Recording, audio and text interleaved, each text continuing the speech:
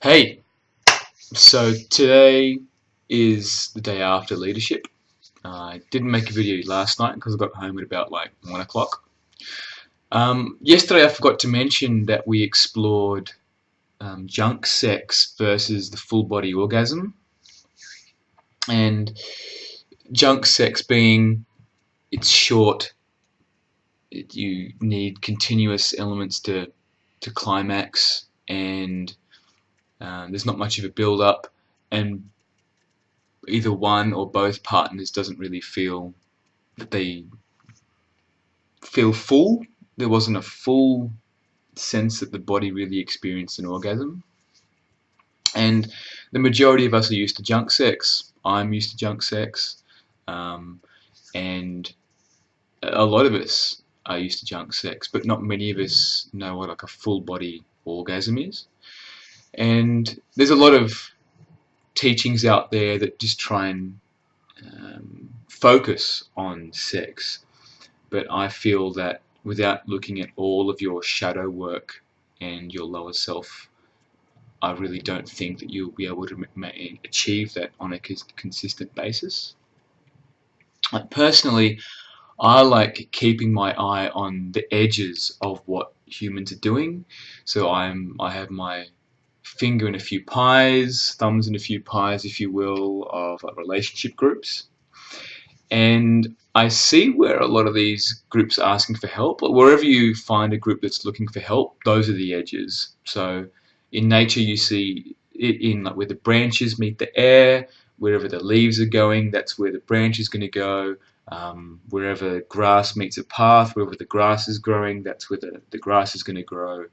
Where a water erodes the sand, so that's where the water is going to go. Humans are no different. So wherever we are at the edge, that's where we're going to go. So in relationship groups uh, online, a lot of women in particular are asking, like, is this behavior of my male partner appropriate? Where they're continuously escalating sexual escapades, where like bringing in bondage stuff or pornography or toys or fetishes like scat or other stuff. You can look up what scat is, but it's I was I made the connection last night, and we're going to a place where we're never going to be satiated unless we look within and deal with our own emptiness, because we're trying to falsely fill the hole that we have when we don't orgasm properly. And I think that's where this psychodynamic and core energetic type body work really, really helps. And you can't do it without it. I really could spend decades in therapy and not even scratch the surface. So I didn't mention that yesterday. Thought about it. I was reviewing some of my notes, and I thought it was really important to mention today. So we looked at that. There are shortcuts to this, like you hear people talking about like having MDMA or LSD, but there are no shortcuts. It's cheating, and you will pay for it in another way. If you're gonna do it, you've got to own your shit. Like you've got to be able to accept that. Like for me personally, that I can be a critical, judgmental, selfish, egotistical asshole, and be able to know that you have that in you, but then also know that you can be generous, giving, loving, and compassionate. And you can't have the good without the bad. And when you don't know that about you, like in so many books you read, know thyself. Like it's in the Matrix as well, and a lot of books talk about knowing yourself. And how do you know yourself if you don't look within yourself? And I feel like this work, this leadership work, and the work with Robert really brings that out. You really need to stand in front of people and own the nasty stuff inside you and the stuff that you get the negative pleasure from.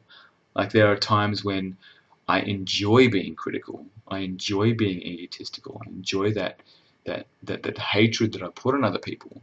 And it's not very nice, but I know I have it within me, and it's not something easy to admit.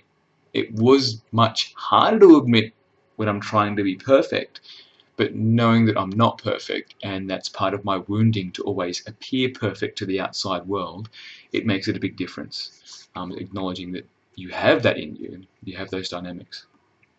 But anyway, so yesterday we hit the ground running. We had a lot of delicious content to cover. We had someone come in from Disruptex, who her company specializes in consolidating and creating back ends of businesses and identifying where a business can fail, where you don't have processes and governance and financial systems and processes, which I just love. Like, I love that stuff. Like, I lap it up. It's delicious. And you need that foundation of like values and standards, and you need a vision over the top. You've got to have those two. Without the visions as the foundation, and sorry, the vision as the focus, and the values and standards as the foundation, you don't know what to put down for processes and systems and governance. So there's two really important parts to have in your business. And also looked at the model of change and the bell curve of how at the back end you have like the resistant denier of change in a business. Like, you've got like the old fellas, the old boys, that think that the company doesn't need to change. Then you've got like stagnant, which is a lot of companies are like, they just don't want to change their processes. It's been working for 30 years. Like, why change it now? Then you've got like the progressive, where they feel like they need change, but they tend to be just behind the 8 ball. So they pour money into try and competing with the competition, like just getting that little bit ahead. And again, without real disruptors and innovators, which are at the front of the curve, you're just always competing with the next guy. So you don't really have a clear vision on where you're going. I think Steve Jobs was an amazing disruptor innovator. I think Elon Musk is a fantastic innovator and disruptor. And they're really rare. They're jewels in the crown of like the disruptors and innovators of our generation. But that's really important for a business. Like, you can't stop innovating. You cannot do it. You cannot stop it. You have to keep going. And with ourselves, I feel like you can apply it to ourselves. You cannot stop disrupting and innovating yourself. So when you're resistant to change, you will, the entropy will just take hold and you will never change. The same thing with being stagnant. If you're in your safe space, your safe zone, you're going to become more towards the resistant denier over time. Same with progressive, like, you only change when you feel like you need to change. Same thing as well. I've been the progressive, the just changing when you think that you need to change. I've been the stagnant, and I've been the resistant denier. But now I am at the disruptor innovator. I am claiming my responsibility and the love that I have for being at the edge, for being the disruptor and the innovator. I love that. Also on their Facebook page, they had a video about machines and how like artificial intelligence, augmented reality, deep learning, about how it's actually quite an old video. It's like 2 years old, and it resonates with me where I was at 2 years ago, but feeling that humans were just going to become obsolete because we are quite stubborn. But doing this work with the leadership and the inner emotional work, discovering gifts that I have, which I didn't really acknowledge as gifts, like my intuition and my ability to speak from my heart. Like, that's something that I've never really acknowledged, that that's a gift that's within me. And being able to see patterns amongst people, and being able to see a person that needs just a poke to go, like, where are you at? What are you doing? And being able to question people and push people on, like, what are you doing? Where are you going? What is your direction right now? Because it feels like that you're stuck in a story, or you're making excuses. And I feel like that's something I've never really owned within myself and taken it on board as one of my strengths. And this video, back to the video that they have on their Facebook wall, talking about like computers can do things really well, but they're a simulation of what humans have done. But at that edge of creativity and intuition and the presence of actually being with another person, I don't really feel like they'll ever be able to match. And that's really important, to be able to claim your humanity. And just like humans are very unique on the planet, and you might hate them for what they've done to you, but they're actually quite unique, and you are quite unique. And I feel like in the video it talks about like humans representing the why of change, why of the technological change, like why are we doing these things? And that's a really important ethical question to ask as we go down certain technological paths. One particular technological path is like the social score system, which China is implementing, where depending on what partner that you have, how much alcohol that you might buy, where you spend your time, how you behave, the job that you have, the education that you have, you get a social score. And that social score can go as far as limit your movement within the country and deplatform you. If deplatforming means like removing you from social media or removing you from outlets where you share your opinions, where you share your voice. And that was quite scary. That is quite scary. And I feel like that system doesn't take into account the shadow of what it means to be human. Like, you can't have the light without the darkness. If you suppress all the darkness, it just comes out in other ways. Like, there's secrecy, so you'll find people that are in power or want to express their darkness, and they'll keep it a secret. So you have these almost like family triangles, but at a government level.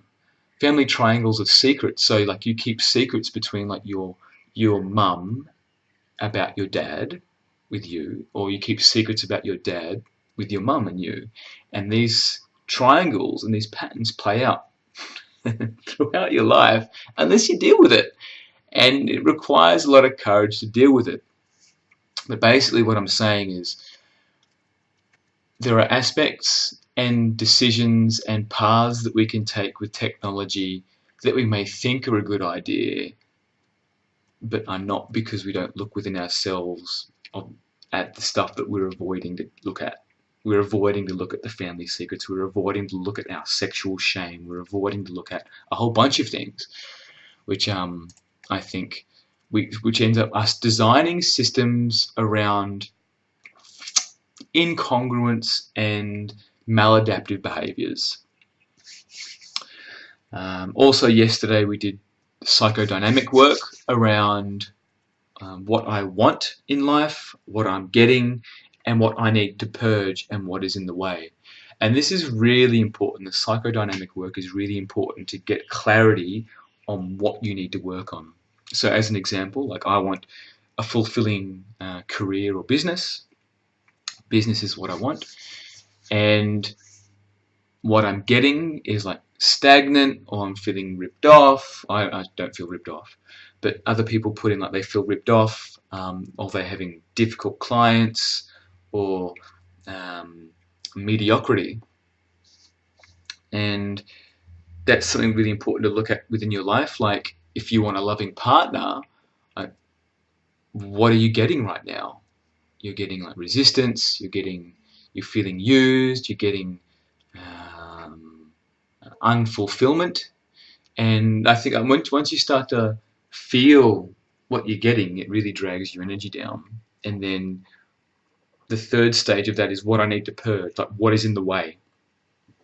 So for the business one, it's like I can't do it, like I'm not good enough, fear of being a fuck up, the need to control, and fear of being cut down. Like when you step out in doing what you want, and you fear of being cut down, which is like family patterns of like when you wanted to step out and explore. Like I'm pretty sure that's in the terrible twos. Like your parents would like drag you back, or like tell you can't do that. there was no support there, and that pattern will play out in your life unless you address the patterns between like 0, and 7. And that's what a lot of this work does, is you look at stuff that you wouldn't normally look at in therapy. You just scratch the surface, and you just scratch the surface for decades. So after that, we did a regression breathing exercise. And for me personally, I went back to when I was a child, and wildly sobbing when I was a child. But my head started to hurt, like my temples really started to hurt, and my upper sinus in here really started to like really ache. And then my throat started to get really tight, like I could feel like my, it was almost like I wasn't choking, but I wanted to get something out, and I kept trying to control the process. And you got to laugh at yourself. You have to. I kept trying to control the process and be perfect, which is part of my. It's part of my wounding. It's who I am. Like, I'm always trying to look perfect to the world, even though the world most likely doesn't even give two hoots about what I'm looking like. But we're all in darkness, but yet somehow I'm still worried about like looking perfect. Anyway, when I started to let go of that and owned it, and so this is my process. I need to feel this. I need to stop worrying about what I think people are thinking about me. I started to properly like just bawling my eyes out, and it was proper crying. Like and it felt like it was coming from the heart. It's like that old school crying, like with that baby's cry, like when you like this yell of this cries of desperation, like cries of why aren't you loving me, cries of like why aren't you here, and I was just rivers of tears like just pouring down my face. My hair was quite wet when I finished, and like it was a it was a crying that came from the heart, but was also in the throat, like the like when you like next time you hear a baby crying, instead of hating on it, listen to it, and you resonate with it. You'll realize that you have that in you. And for me, it was being ignored as a child when I was crying, and the words that kept playing out in my head was that it's never enough, like no one's coming, like it's pointless, like why bother, like it doesn't matter. The words that kept playing out in my head, and as I was crying, I was saying this, like it doesn't matter, it doesn't matter, and that's it. It's that point that abandonment starts to form in you, like you've been abandoned by your parents, and then when you don't address that, you end up feeling abandoned your whole life. So you feel like you're this black sheep throughout your whole life, and that's tied back to like being abandoned. Like you just, no one's there for you. But it was a really just a beautiful process, which I look back on and go, wow, like I would you wouldn't again, you'd never touch on that in therapy in decades. And I felt so much lighter afterwards, and just being able to share the story with others, like this is what happened for me, was just really beautiful. But I feel like it popped that cap on that fountain of unfelt emotion that comes from my heart, and it felt really good to be able to feel it. And so I look forward to dipping into it again. Then we also did after that we did a constellation around some aspects, including sexuality and creativity and love. And, my sexuality is so overcharged. It was so overcharged. I think I'll be integrating a lot of what we've achieved over this weekend for a while, and I love integrating it. And I look back and you can't help but laugh at it. because it's how my life is played out. And at the start of the constellation, before we started intervening into consolidating all the parts, my sexuality just wanted to have sex with everything, and I feel like that's the energy that I put out to women in general, where I'm really only interested in sex, and I will always be wanting to have sex with you, but not from the heart. It's always going to be from the pelvis. We're trying to fill that empty gaping wound within me of just trying to fill myself up from orgasm. And basically, love and sex had no idea how to relate to each other. And I feel that, like, I don't know how to, and not knowing how to relate love and sex, I think is something that's played out in my life a lot, and that ties in with some sexual shame around this feeling that I'm defective around my sexual identity, and how I express my sexuality. So I turn on the charm. Like, butter wouldn't melt in my mouth when I'm turning on the charm, and all that oozing of that sexuality, and being able to woo and convince women to have sex with me. But it doesn't come from a heart place. It purely comes from like this creativity, like this kundalini space. And I've had women tell me in the past, like, that energy from that I have scares them, and the ego in me goes, yeah, that's right, yeah, I am scary sexually. And then there's part of me like, no, I'm not. My heart goes, you're not scary. Like, you're not. That's not what you're about. But it's easy to play that defense of having that ego, of having that strong sexual presence. But then when I flip into the heart, it's just this boy, this child that feels unloved and heartbroken. But yeah, that constellation was fantastic, and the whole group did it, and that was fantastic. It just, the content that Kirby creates is just insanely good. It's just customized for the group, customized for the energy, and it takes us so deep to peel off those layers, peel off the bullshit, just to let the light in, let the love in to who you really are as a person, so you can step into the world as who you are, unapologetically who you are. But basically, I'm going to enjoy integrating the ripples of what is left, and by ripples, I mean the residual memory flashes and the wounding patterns, and which will bring up the unfelt emotion around like these events, and those emotions will include like grief and rage and just some really deep emotions which I never had a vocabulary for, or a body vocabulary for, like being able to recognize what those feelings are and just allowing them to be, allowing them to exist. And then we had the graduation dinner, which was deliciously indulgent, and it was a crescendo to our leadership training that all of us deserved.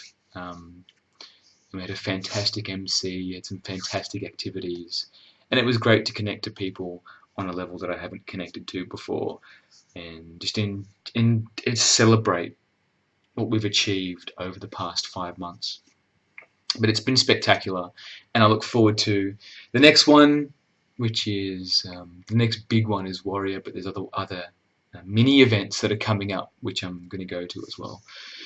So that's it from me about the leadership for now, and thank you for listening. This one's been quite a long one. I had a lot to say, so if you stuck around, awesome, and if you didn't, awesome.